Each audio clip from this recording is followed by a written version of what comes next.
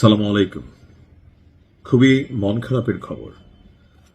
আমি গতকালকে বলেছিলাম যে নিউজটা দিয়েছি যে কোনো সময় ইরানে ইসরায়েল এবং আমেরিকা যৌথভাবে অভিযান চালাবে।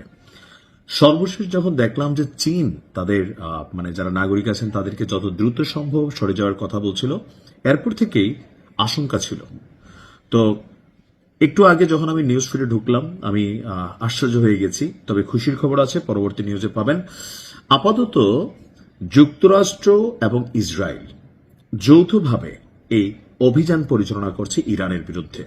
প্রথম শুরুটা করিয়েছে ইসরায়েলের মাধ্যমেই, কারণ এখানে আমেরিকা সরাসরি ইনভলভ না হয়ে তাদের যে দুষ্টপুত্র থাকে না, যে লাঠিয়াল বাহিনী পালতেছি কোন দিনে কাজে লাগবে। তো আজকে আপনার ইরানের বিভিন্ন স্থানে বেশ বড় ধরনের কিছু হামলা চালানো হয়েছে। রাজধানীকে টার্গেট করা হয়েছে, যে কোনো দেশের জন্য গুরুত্বপূর্ণ রাজধানী। আর ইরানের যে পারমাণবিক কর্মসূচি থেকে শুরু করে বা টোটাল ডেভেলপমেন্ট স্ট্রাকচার অথবা ধরুন প্রযুক্তিগত বা বিভিন্ন সামরিক যে ঘাঁটি আছে বা গবেষণা সেলগুলো আছে, সবগুলি কিন্তু ম্যাক্সিমাম রাজধানী তেহরান এবং এর আশেপাশের কয়েকশো কিলোমিটারের মধ্যে কানেক্টেড। তো ইসরায়েলের কাছে যেহেতু তথ্য আছে ইরানের কোথায় কি আছে, এই যে ডোনাল্ড ট্রাম্প তার বিশাল নৌবহর সমুদ্রের মধ্যে এতদিন পালছিল, কেন পালছিল? যেন ইন্টারনাল তথ্যগুলো পায় যে ইরানের কোথায় কি আছে। তো সেই জায়গাগুলোকে বেছে বেছে রাজধানী তেহরানের বিভিন্ন স্থানে আপনার এই অভিযান চালানো হয়েছে। তো যেই ফুটেজগুলা আমরা দেখেছি সেখানে আপনার দেখা গেছে যে বিভিন্ন স্থানে ধোঁয়া উঠছে, কোথাও অগ্নিকাণ্ডের ঘটনা, মানুষ দিকবিদিক হয়ে ছোটাছুটি করছে।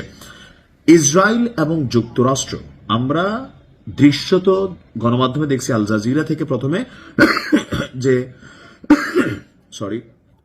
ইসরায়েল এই অভিযান চালিয়েছে, কিন্তু এর কিছুক্ষণ পরে যুক্তরাষ্ট্রের একজন কর্মকর্তা তিনি বলছেন যে মার্কিন যুক্তরাষ্ট্রের পরিকল্পনা, প্ল্যান, দিক নির্দেশনা আর ইসরায়েল হচ্ছে মেশিনারিজ ব্যবহার করছে। বার্তা সংস্থা ফার্স বলছে তেহরানের ইউনিভার্সিটি স্ট্রিট এবং জোম হৌরি এলাকায় খুবই গুরুত্বপূর্ণ, বাংলাদেশে যেমন ধরেন সচিবালয় বা আরো বিভিন্ন জায়গা থাকে না গুরুত্বপূর্ণ, তো ওইরকম এলাকায় বেশ কয়েকটি শক্তিশালী ক্ষেপণাস্ত্র আঘাত এনেছে। আর ইসরায়েলের প্রতিরক্ষা মন্ত্রী ইসরায়েল কাটজ, এই ব্যক্তির বক্তব্য, এই হামলার উদ্দেশ্য তেল আবিবের উপর হুমকি দূর করা। অর্থাৎ আমরা যে যুদ্ধ দেখছি যে আমেরিকা আপনার ঘটনার পেছনে আমেরিকা অভিযান চালাবে, এরা বলতেছেন যে না ভাই, আমরা ইসরায়েল রাষ্ট্র এই মুহূর্তে নিরাপদ ফিল করতে পারতেছি না, সো আমরা মনে করতেছি ইরান কোনো পরিকল্পনা করতেছে, সেই জন্য আমরা অভিযান চালাই দিছি। তো এটা তো আমরা বুঝি যে ভাইয়ের নির্দেশনা ছাড়া কর্মী তো ভাই হাত উঠানোর সুযোগ নেই। আর এখন এই মুহূর্তে ইরানকে হাত দেওয়ার পরপরই রাশিয়া থেকে শুরু করে তাদের যে মিত্রশক্তি আছে চীন বা অন্যান্য দেশগুলো, তারা কিন্তু এ নিয়ে প্রতিবাদ জানাচ্ছে। কিন্তু আমি বরাবরই বলে আসছি যে এই যুদ্ধে ইরানকে নিজের যে কোমরের শক্তি সেটা নিয়ে লড়াই করতে হবে, নিজের যে প্রস্তুতি আছে সেইটা নিয়ে এই লড়াই চালাইতে হবে। এখানে কেউ বিবৃতি দিবে, কেউ নিন্দা জানাবে, কেউ এইটা করবে সেটা করবে, ফাইনালি ইরানের প্রতিরক্ষা, ইরানের সিস্টেম, ইরানকে কানেক্টেড করতে হবে।